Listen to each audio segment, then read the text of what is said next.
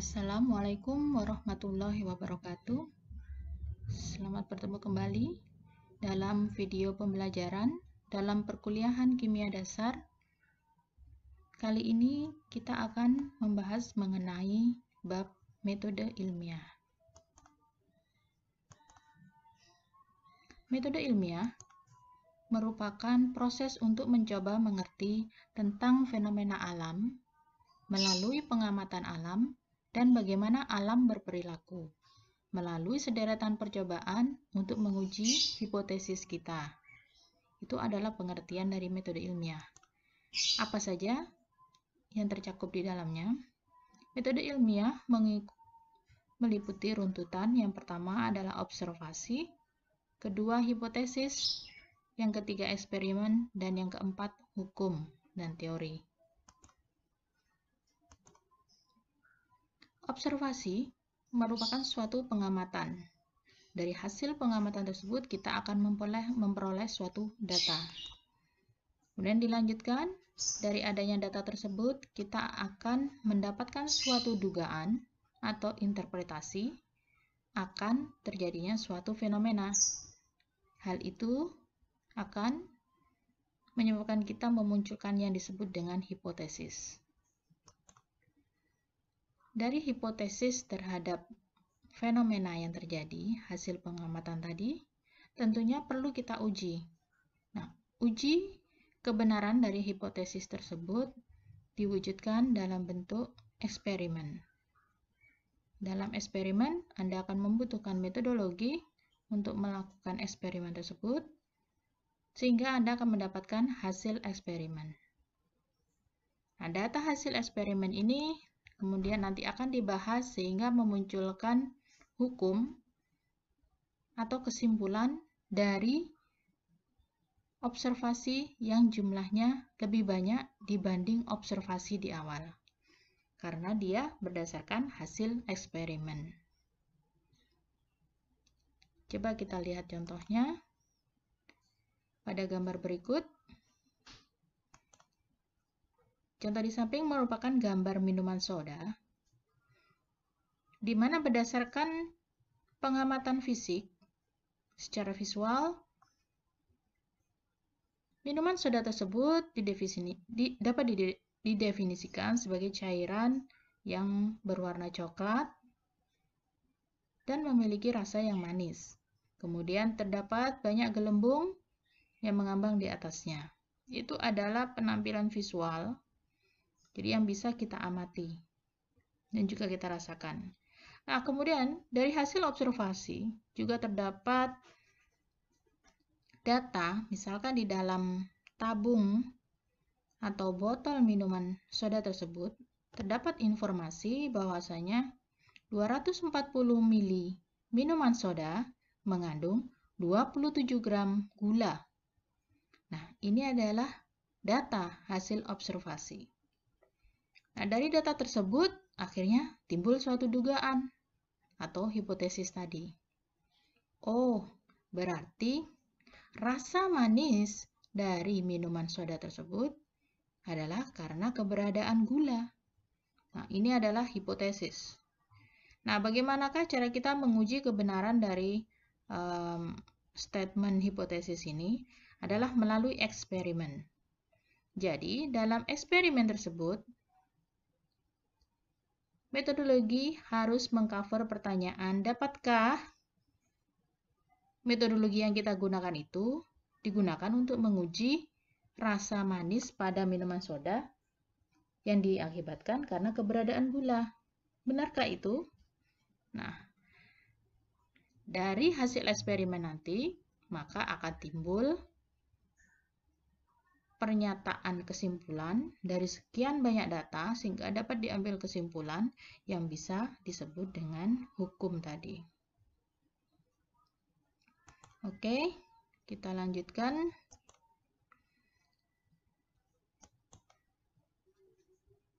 Dalam pengamatan ataupun dalam eksperimen, umumnya kita menggunakan metode pengukuran. Pengukuran identik dengan penggunaan instrumen. Biasanya kita menggunakan pengukuran untuk melihat kuantitas. Jadi, objek tersebut kita pahami secara kuantitatif. Jadi, terukur jumlahnya. Nah, dalam pengukuran ini, pengukuran secara kuantitatif ini, akan kita dapatkan angka dan juga satuan. Angka merupakan besarnya objek dan ketidakpastian pengukuran. Sedangkan satuannya menunjukkan besaran pokok ataupun besaran metris yang umum digunakan untuk mewakili besaran objek yang berupa angka tadi. Nah, penulisan angka dalam penulisan karya ilmiah biasanya dikaitkan dengan pembentukan notasi ilmiah. Yang bagaimanakah notasi ilmiah itu?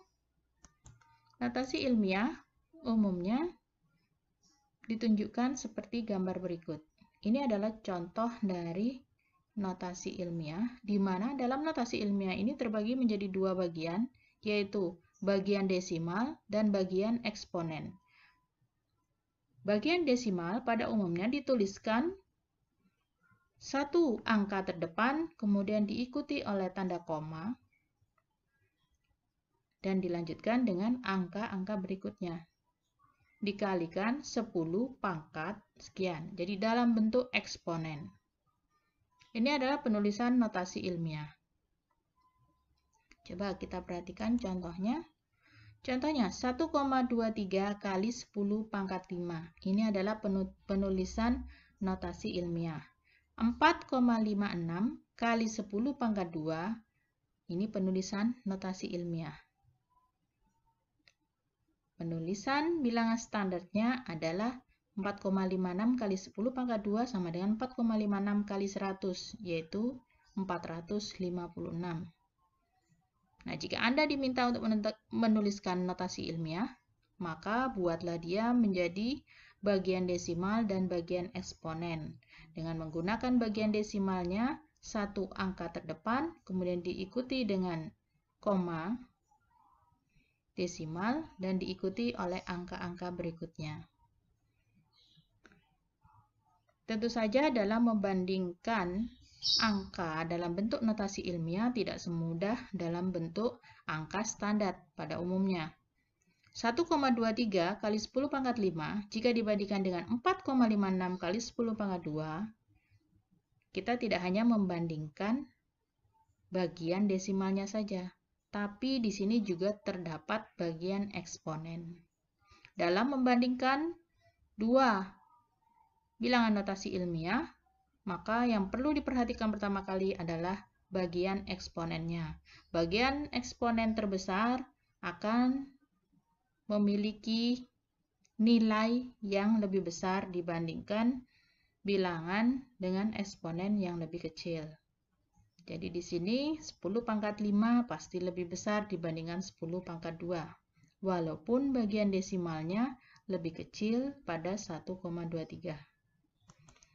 Contoh berikutnya, 4,56 kali 10 pangkat min 2 dibandingkan 7,89 kali 10 pangkat min 5. Jika Anda perhatikan, bagian desimalnya lebih besar yang 7,89, namun pada bilangan eksponennya, jika dibandingkan min 2 dan min 5, maka 10 pangkat min 2 lebih besar dibandingkan 10 pangkat min 5. Begitu juga dengan contoh yang di bawah, jika bilangan eksponennya sama, baru kita bisa dengan mudah membandingkan bagian desimalnya saja. Cara pengubahan bentuk bilangan standar menjadi bentuk notasi ilmiah tidaklah sulit. Seperti yang saya sebutkan tadi, misalkan contoh 1230, ini adalah bentuk standarnya. Jika kita ingin bikin notasi ilmiahnya, letakkan angka depan yaitu 1 di sini, kemudian diikuti dengan koma, dan diikuti dengan angka yang selanjutnya menjadi bentuk desimal. Jadi hasilnya adalah 1,23 dikalikan eksponennya, yaitu ada 1000. Jadi ada 3 bagian eksponen, 10 pangkat 3. Ini adalah penulisan notasi ilmiahnya.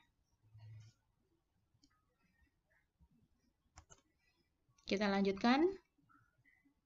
Dari pembentukan notasi ilmiah, Anda masuk ke penggunaan angka penting. Angka penting atau yang biasa dikenal dengan significant number, di sini dimunculkan untuk menunjukkan tingkat kepresisian suatu angka. Jadi nilainya memiliki presisi berdasarkan adanya dua jenis angka, yaitu angka pasti dan juga angka perkiraan. Angka pasti jumlahnya tidak terbatas. Umumnya dihasilkan dari perhitungan, menghitung. Misalkan ada 5 buah apel. Kita sebut terdapat 5 buah apel karena kita menghitung ada 5 buah apel. Itu adalah dari hasil perhitungan. Kemudian bisa juga angka pasti itu diperoleh dari definisi. Misalkan contohnya 1 dosen itu sama dengan 12 buah. Nah, itu angka pasti. Begitu juga dengan nilai integer dari persamaan. Misalkan, jari-jari merupakan setengah dari diameter.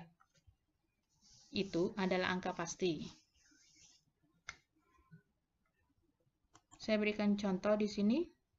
Jika ada angka 45,872,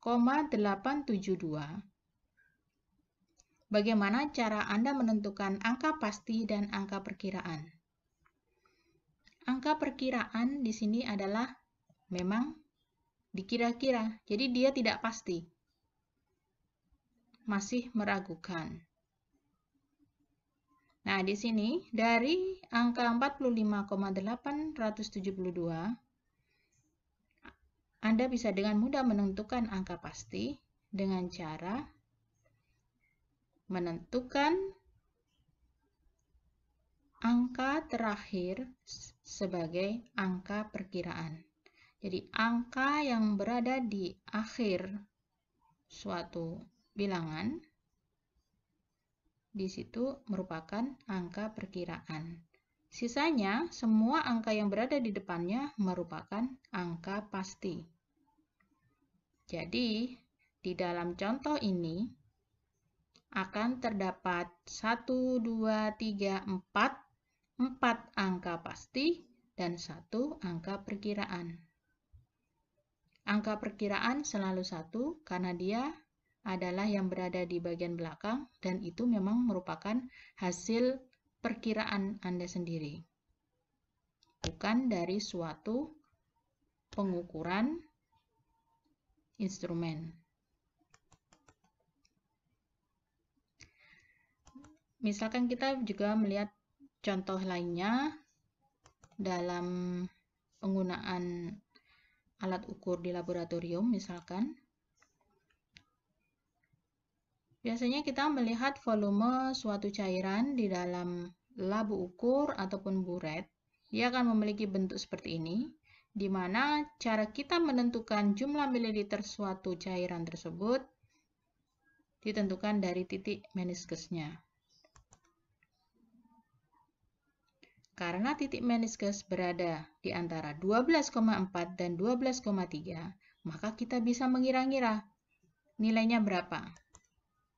Saya perlihatkan dalam gambar, misalkan jika kita tarik garis seperti ini, kita akan bisa memperkirakan jika di sini 12,4, di sini 12,3, maka jika titik meniskus ada di sebelah sini, kita bisa memperkirakan dia adalah 12,3, perkiraannya adalah 6, 0,06.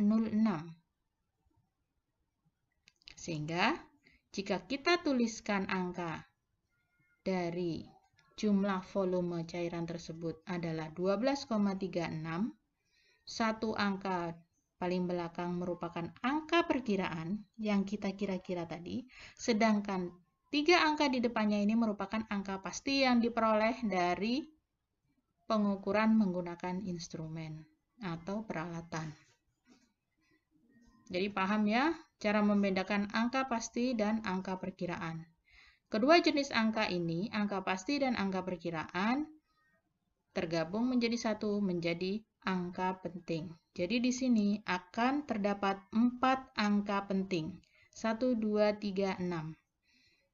Dalam 4 angka penting tersebut terdapat 3 angka pasti dan 1 angka perkiraan. Baik, itu tadi mengenai angka penting. Nah, perhitungan jumlah angka penting seperti ini juga akan menjadi hal yang cukup krusial untuk diketahui, karena dalam setiap pengukuran kadangkala peralatan yang kita gunakan juga berbeda-beda, memiliki tingkat akurasi yang berbeda juga, dengan skala yang bervariasi, sehingga kita perlu mengetahui bagaimana cara menghitung jumlah angka penting. Ada beberapa aturan yang digunakan untuk menghitung jumlah angka penting, di antaranya, jika semua angka selain 0, dia bisa disebut sebagai angka penting. Jadi, selain 0, semuanya adalah angka penting. 1 angka penting, 1,5 juga semuanya adalah angka penting. Tapi jika dia bilangan hanya 0, maka 0 itu tidak termasuk angka penting. Nah, coba kita lihat. Contohnya 1,5. Punya berapa angka penting?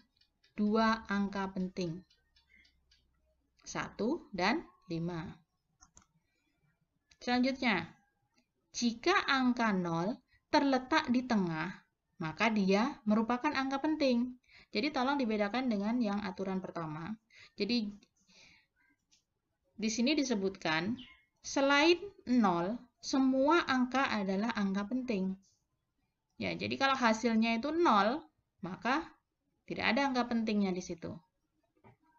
Nah, tapi jika angka 0 tersebut terletak di tengah, pasti dia merupakan angka penting, bagian dari nilai suatu bilangan. 1,05, akhirnya bisa kita hitung jumlah angka pentingnya. Di situ ada 3 angka penting, 1, 0, dan 5. Aturan selanjutnya, angka 0 di belakang koma desimal, atau yang biasa dikenal dengan trailing zero, itu merupakan angka penting. Misalkan 1,050. 0 di sini termasuk aturan yang sebelumnya tadi, yang kita bahas. Jika dia berada di tengah, pasti dia merupakan angka penting. Nah, yang dimaksud dalam aturan yang ini adalah angka 0 yang berada di bagian belakang. 0 di bagian belakang sendiri ini, jadi angka 0 di belakang koma desimal, jadi di sini ada koma, jadi bilangan ini adalah bilangan desimal. 0 yang ada di belakang sendiri, atau yang biasa disebut dengan trailing zero tersebut, itu termasuk angka penting.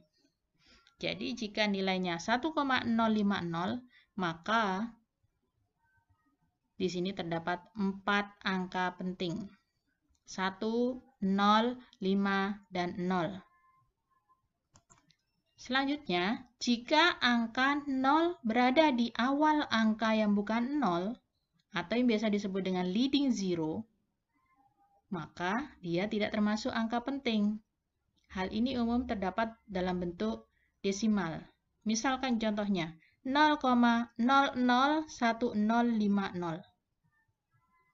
Anda sudah paham tadi pada aturan di atas bahwasanya angka 0 di belakang koma desimal, jadi ini ada koma desimal, kemudian diikuti dengan bilangan yang bukan 0, yaitu 1, sekian-sekian, maka 0 yang bagian belakang termasuk angka penting. Nah, bagaimana nasib 00 yang berada di depan? 00 yang berada di depan ini termasuk leading zero. Dan leading zero ini bukan termasuk angka penting. Jadi diabaikan dalam perhitungan angka penting. Pada nilai 0,001050, di sini hanya terdapat 4 angka penting, walaupun di sini terdapat 7 angka. Untuk lebih mudahnya, biasanya kita mengubah angka atau bilangan standar tersebut menjadi notasi ilmiahnya terlebih dahulu. Jadi 0,001050 ini, jika kita ubah ke notasi ilmiah adalah 1,050 kali 10 pangkat min 3. Nah, dari sini pasti akan kita dengan mudah menghitung jumlah angka penting, yaitu 4 angka penting. Satu lagi, aturan dalam perhitungan jumlah angka penting yaitu 0 yang berada di akhir angka yang tanpa penulisan desimal. Jadi di sini bukan kasus desimal, maka angka tersebut ambigu. Dia punya dua persepsi. Misalkan angka 150. 150 bisa disebut memiliki dua angka penting. Karena dia bisa dituliskan sebagai 1,5 kali 10 pangkat 2. Tapi 150 juga bisa disebut memiliki 3 angka penting jika penulisannya 1,50 kali 10 pangkat 2. Keduanya sama-sama menghasilkan angka standar 150. Namun dalam penulisannya penulisan notasi ilmiahnya akan memiliki perbedaan. 0 di bagian belakang ini merupakan angka perkiraan. Sedangkan 1 dan 5 merupakan angka pasti. Jadi terdapat 2 angka pasti. Sedangkan yang atas, angka perkiraannya adalah angka 5, sedangkan angka pastinya hanya 1. Jadi itu perbedaannya, sehingga diharapkan nanti Anda dapat menghitung jumlah angka penting sesuai dengan aturan yang sudah dijelaskan tadi. Nah, pentingnya apa perhitungan jumlah angka penting ini? Dalam penulisan karya ilmiah, selain menggunakan notasi ilmiah, pada umumnya Anda pun perlu mengikuti kaidah-kaidah ilmiah. Mengalihkan angka hasil eksperimen, jadi data, dari hasil pengukuran ataupun melakukan pembagian, penambahan, dan juga pengurangan. Jika Anda memang ingin mengikuti kaidah ilmiah, maka itu ada aturannya. Jadi tidak asal menuliskan angka di situ, tapi ada aturannya.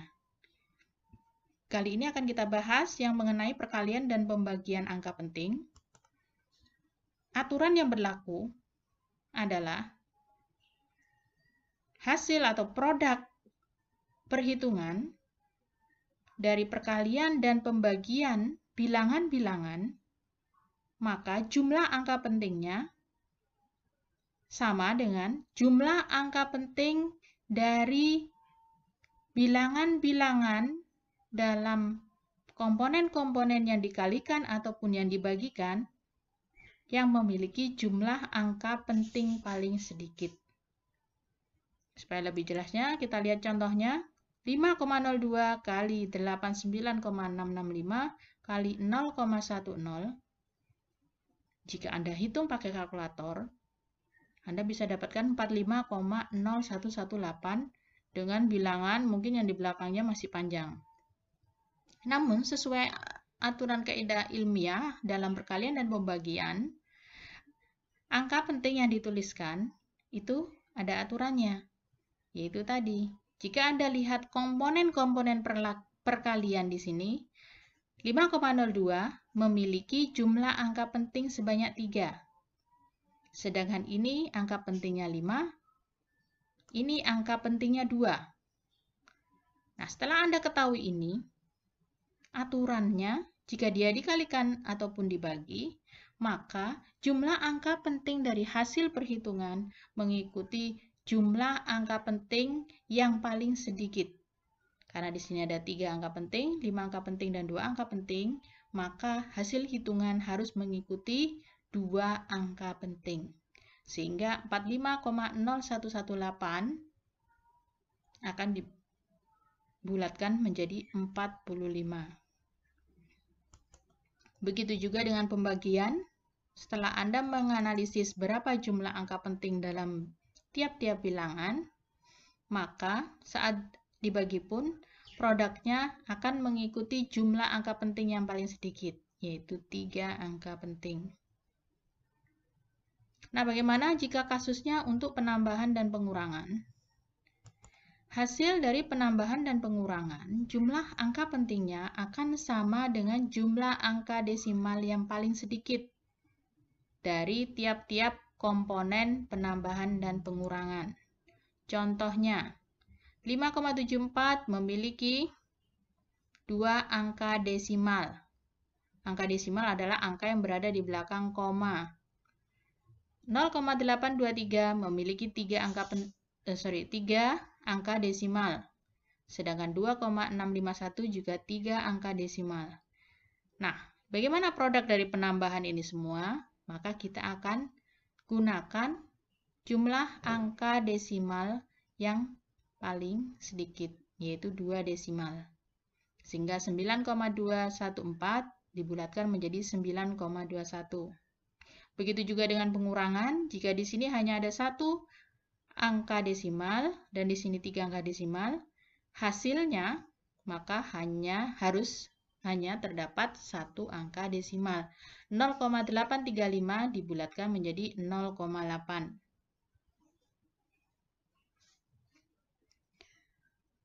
Pembulatan seperti biasanya dilakukan jika bilangan tersebut yang paling akhir adalah 0 sampai 4, maka dia dibulatkan ke bawah. Sedangkan untuk angka belakang 5 hingga 9, maka dia dibulatkan ke atas. Baik, itu tadi pembahasan kita mengenai metode ilmiah. Untuk selanjutnya, Anda bisa cek MMP tentang file materi metode ilmiah ini.